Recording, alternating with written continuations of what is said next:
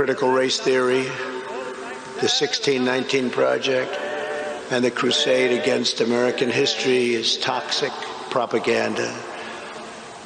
Think about the role of slaves and trade and slave labor in the economy. And that's a statistic that shocks me, because the Mississippi Valley today is one of the poorest places in America. And in 1860, more millionaires per capita than any other place in the country. All right, I have another question for you. If you're going to say that the war was started on slavery, what percentage of white Southerners own slaves? And here's my other point. That's 5%. Diverting from the question. 5%. Let me answer that. Now, the South was controlled by an elite of rich white people. The elite was trying to make themselves more powerful by pushing the Union into allowing them to move their slaves northward. Here's what they did. They tricked poor Southern whites into thinking they were fighting for freedom, when in reality they were being used as cannon fodder in a war that only benefited the rich people in the South. Now, before we go into a historical rundown, I offer you these laws to get you once again to think about what slavery actually meant, and especially the law from Oregon, which I don't have the adjectives for it. Texas school officials are saying we want our children to learn that slavery was a side issue to the Civil War because it's divisive. We have to look forward. And President Trump is saying we need to love each other now and whatever. But we need to love each other and we have to look forward, not backward. And I get that. Looking forward is important. But if you are looking forward from a place that is false, then where you're looking forward to is the road to hell. We can't go forward without acknowledging where we have been.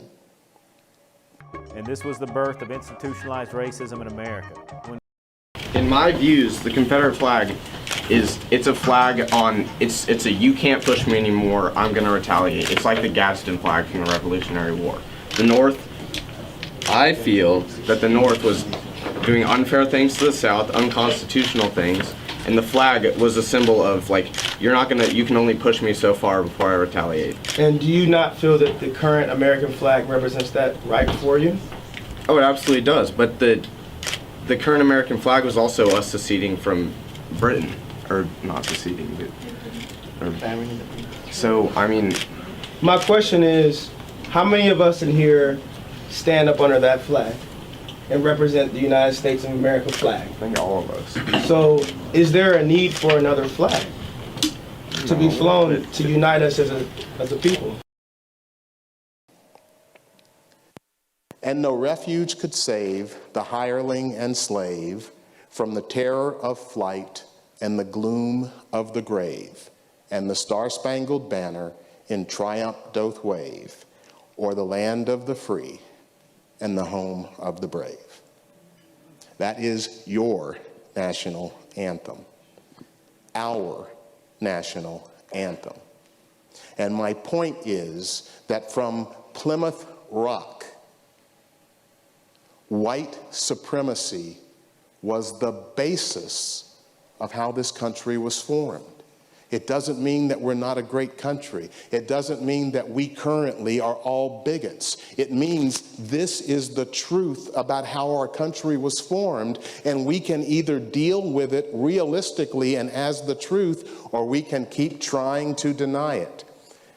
And in terms of keep trying to deny the nature of our true history, I feel like just saying, how's that working out for us?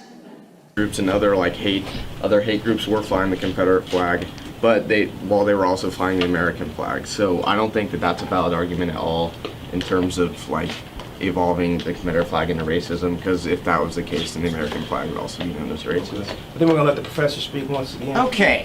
Maybe while we're on the subject of flags, we talk about what this flag means. We need to talk about our history in order to determine our future. Sure, this flag was more represented during Klan rallies, but it's not like this flag did much of anything to stop it. And the only reason segregation ended, which was approved in the Supreme Court, again under this flag, is because so many of these guys gave their life to end it. Maybe acknowledge the bravery of these people, and you will keep them on their heels. So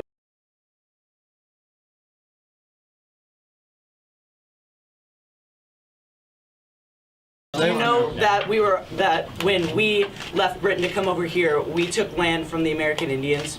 Yeah, I do know that. And do you know that also that the flag that we fly also kind of stands for hatred, and that we took land from other people, and that we've been living in a land that technically wasn't ours to take? So why are you only holding partial facts to the southern? Why are you only holding facts to the partial facts to the southern flag when people fly this for freedom and they don't also fly it for people stealing from the Indians?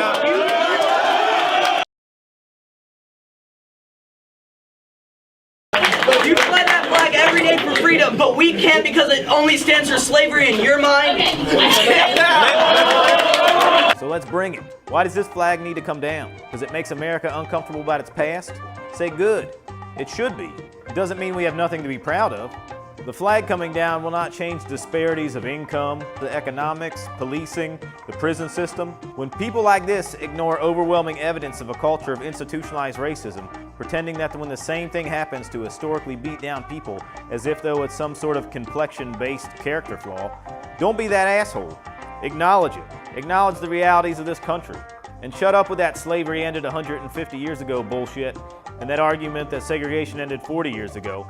No one will listen to you bang on about your 4 years of heritage related to this flag if you're going to ignore 250 years of history.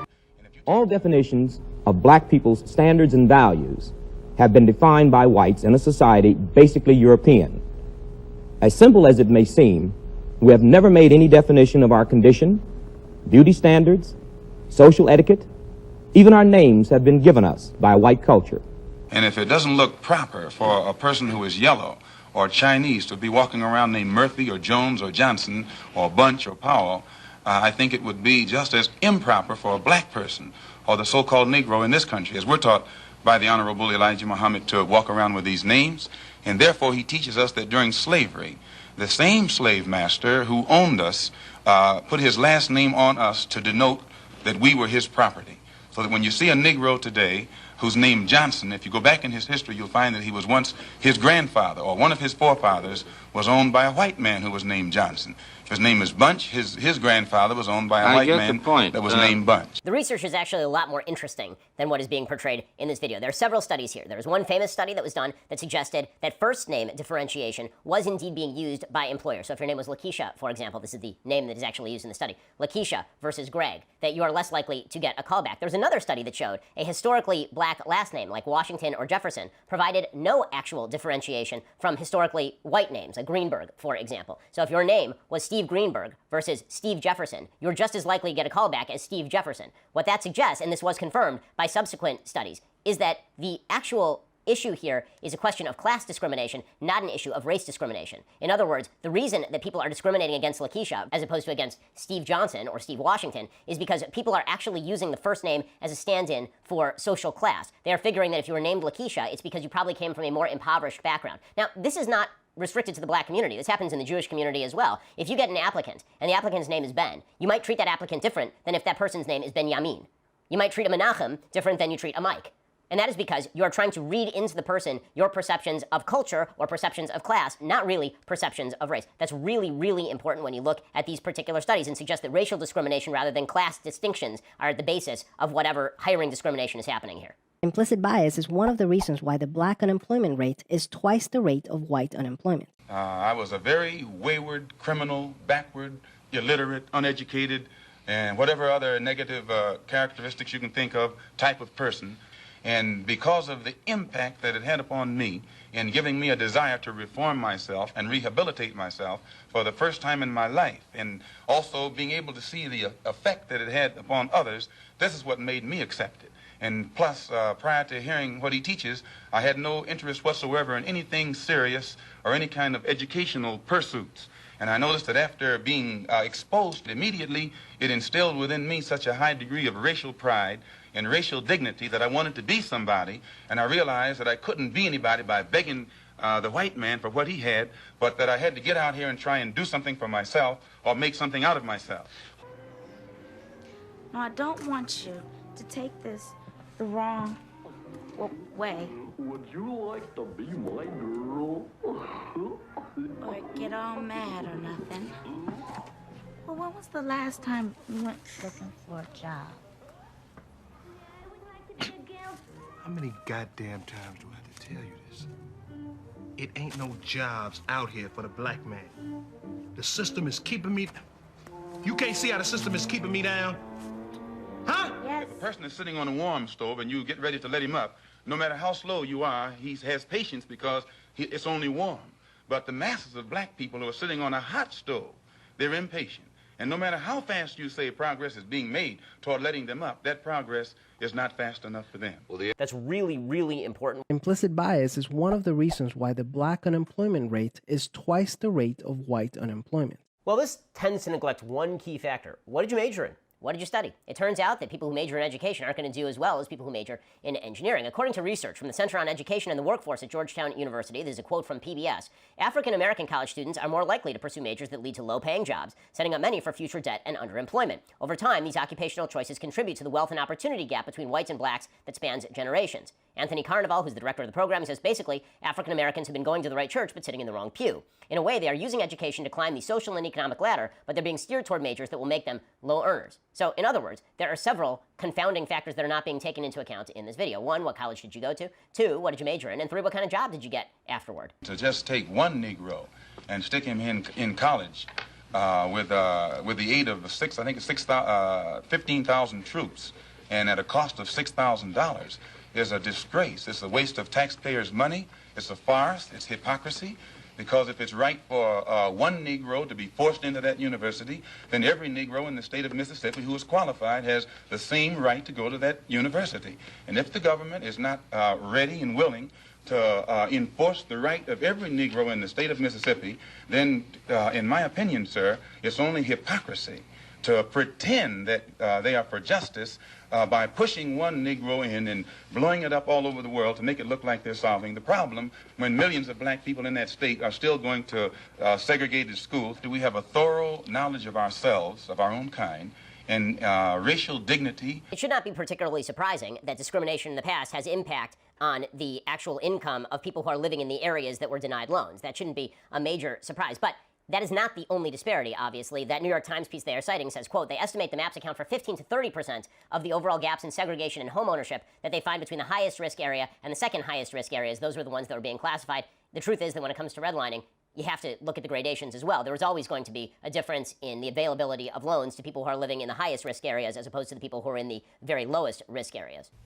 What is being proposed cannot be passed off euphemistically. Another factor is that if history does make a difference, then if you are denied loans in a particular area, and if there's less money in those areas, and as crime goes up, and as property taxes kick in, there's not enough money to take, and as schools get worse, obviously that's going to continue to have effect in that particular area. That doesn't mean the same people are living in that area who always lived in that area, or that people who grew up in that area in 1960 necessarily have to live in that area, or that their grandkids have to live in that area in 2020. We don't want your schools, but we want our schools to be the highest and the best possible for our black progeny. See, what people don't understand, we are saying, and we're not asking.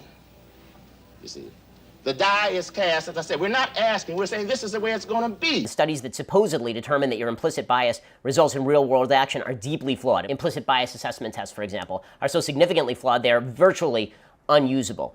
Let's go back. Unusable. Let's go back to Kevin and Jamal. Against all odds, Jamal manages to be the only student from his high school to get accepted into a great university. Then we can go to anyone's school and we'll still retain our race pride, our racial dignity, and we will be able to avoid the subservient inferiority complex that most Negroes have or that is instilled within most Negroes who receive this sort of integrated education. Malcolm, how do you yourself feel about the white man? I believe that the white man has done a great injustice to the black man in this country by having kidnapped our people and brought us here and down to the level that we're on today. And today, instead of approaching the factors that their original mistake has created, Instead of approaching these factors objectively and realistically, the greatest sin that they're doing now is trying to pretend that they never committed a crime, that they never did any wrong. And when the Honorable Elijah Muhammad points out the injustices that our people are suffering, they make that sin worse by accusing him of teaching hate, or by accusing him of black supremacy, or by accusing him of advocating violence, simply because he is pointing out the real factors in the problem. We have a little time left. You don't have to hurry so. Every bargain ain't a bargain. America kind of let the brothers and sisters down. Let me see if I can call them aliens back. I'm gonna tell them we're having a 1-cent sale. They can get the rest of y'all for a penny. Black families have $5.04. A 2017 study confirms that redlining is still affecting home values in major cities like Chicago today. This explains how Kevin and Jamal inherited vastly different circumstances. As it turns out, there are some complicating factors that don't get cited in this video with regard to this data. The Federal Reserve Board economists tried to explain that this data did not take account of differences that were not income-based, things like liabilities, employment history, credit record, and other relevant variables that should have been considered. It should not. Here's how it works. Let's say a big bank wants a law that would force taxpayers to bail them out again if they repeat the exact same reckless behavior that crashed the global economy in 2008. Not exactly the most popular idea with the public, and Congress knows that. That should be the end of it. But that's where the money comes in. It's perfectly legal for our bank to hire a team of lobbyists whose entire job is to make sure that the government gives the bank what it wants. Then those lobbyists can track down members of Congress who regulate banks and help raise a ton of money for their re-election campaigns.